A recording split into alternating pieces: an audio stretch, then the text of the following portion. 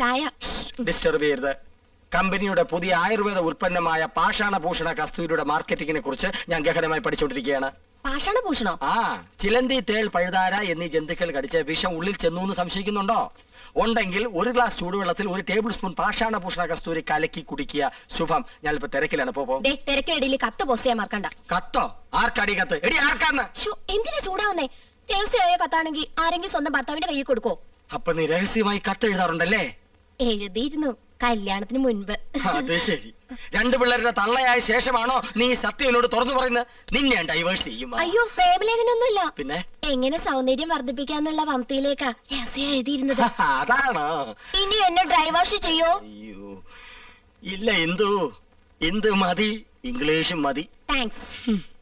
ഈ കത്ത് വീട്ടിലേക്കാ. ഇക്കുറി വിഷുവിന് ഞാൻ വീട്ടിലേക്ക് ചെല്ലാന്ന് അറിയിക്കാനാ. വിഷുവിന് നീ വീട്ടിൽ പോകുന്നില്ലേ? ചെയ്ത് മോശമല്ലേ? ചേച്ചിമാരും പോണില്ല. അമ്മാവനെ ഒറ്റയ്ക്കാക്കിട്ട് പോണ്ടാന്ന്. കഴിഞ്ഞ ഓണത്തിന് നീ പോയില്ല. ഈ വിഷുവിനെങ്കിലും ഒന്ന് പോയി കിട്ടുന്ന വിചാരിച്ചേ. ആഹാ, അപ്പൊ ഞാൻ പോയി കിട്ടണല്ലേ? മനസ്സിലിരിപ്പൊക്കെ ഞാൻ അറിയുന്നുണ്ട്. ഒരു ഡെപ്രസെന്റേറ്റീവ്. റെപ്രസെന്റേറ്റീവ് അല്ല, റെപ്രസെന്റേറ്റീവ്. രണ്ടും ഒന്ന് തന്നെയാ.